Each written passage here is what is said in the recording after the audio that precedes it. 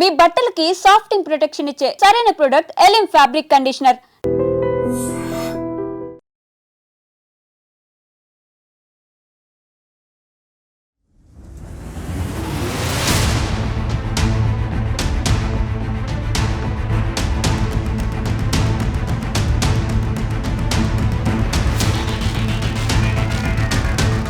అనుమానమే పెనుభూతమైంది. తన భార్యతో వివాహేతర సంబంధం కొనసాగిస్తున్నాడన్న అనుమానంతో ఆటో డ్రైవర్ను మూటలో కట్టి ఊపిరాడకుండా చేసి హత్య చేశాడు ఓ భర్త. ఎక్కడ జరిగిందో ఈ దారుణ ఘటన ఇప్పుడు చూద్దాం. భీమవరం పట్టణంలో డ్రైవర్ హత్య సంచలనంగా మారింది.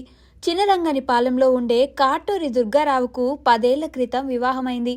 భార్యాభర్తల మధ్య విభేదాలు రావడంతో కొన్నేళ్ల క్రితం భార్య పుట్టింటికి వెళ్లిపోయింది. వేరే వ్యక్తిని వివాహం చేసుకుంది. దుర్గారావు ఒంటరిగా ఉంటున్నాడు. యాళ్ల కోటేశ్వరరావు ఆలియాస్ బాబీ అనే వ్యక్తి వద్ద ఆటో డ్రైవర్గా పనిచేస్తూ జీవనం సాగిస్తున్నాడు.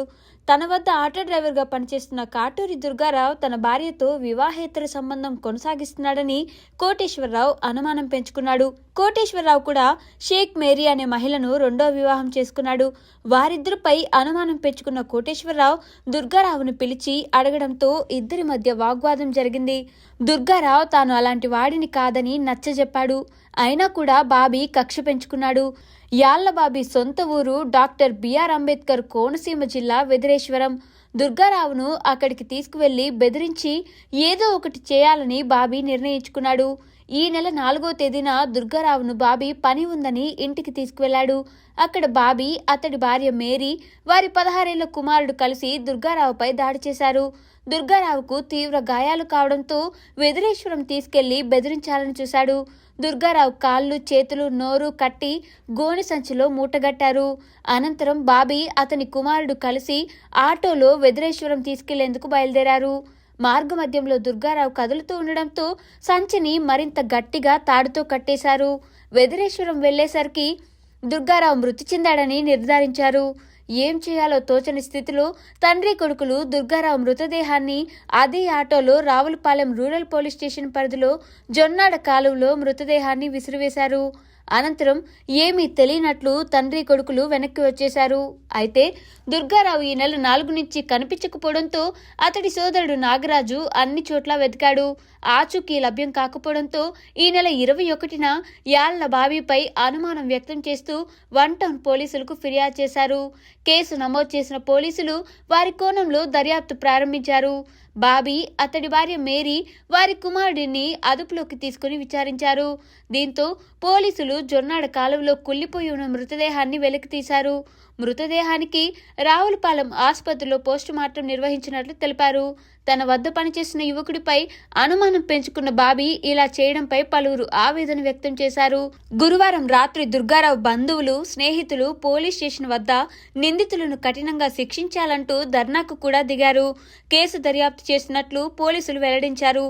ఏది ఏమైనా అనుమానం ఓ అమాయకుడిని బలి తీసుకుంది.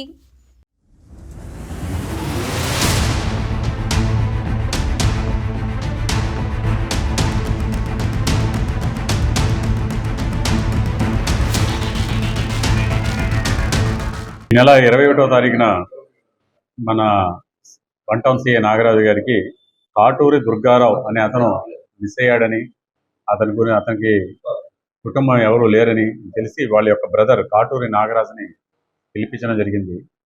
పిలిపిస్తే అతను తన అన్న 4వ తారీఖు నుంచి కనపట్లేదని, అలాగే ఆ రోజు వాళ్ళ ఓనర్ గారైన ఎల్లా కోటేశ్వర ఇలియాస్ బాబీ వాళ్ళ కొడుకు షేక్ జానీ వచ్చి తీసుకెళ్లారని చెప్పాడు. చెప్తే మనం ఎల్లా కోటేశ్వరరావు గురించి సీఏ గారు మేము విచారిస్తే దొరకలేదు. నేను మార్నింగ్ వాళ్ళ భార్య భర్తలు దొరికితే విచారిస్తే ఎల్లా కోటేశ్వరరావు, అతని భార్య, కొడుకు కలిపి ఈ చనిపోయిన కాటూరు దుర్గారావుని చెట్టుతోని మళ్ళీ రాడుతోని కొట్టి ఆ మూట కట్టి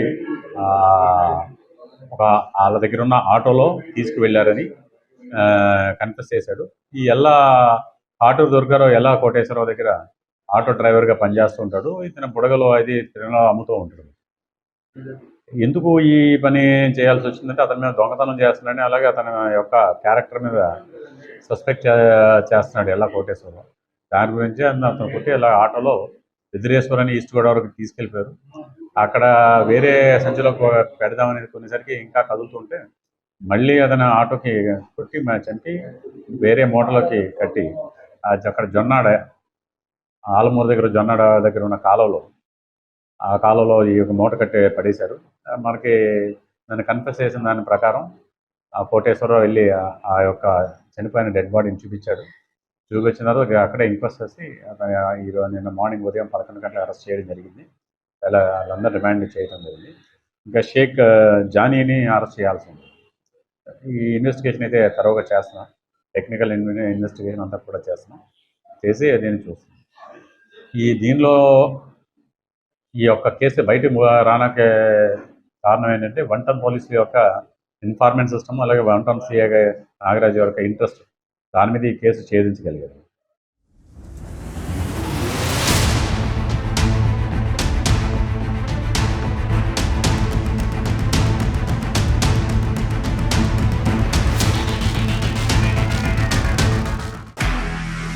నిజంగా ప్రస్తుతం ఉన్నటువంటి సమాజం దేనికి ప్రయారిటీ ఇస్తుంది?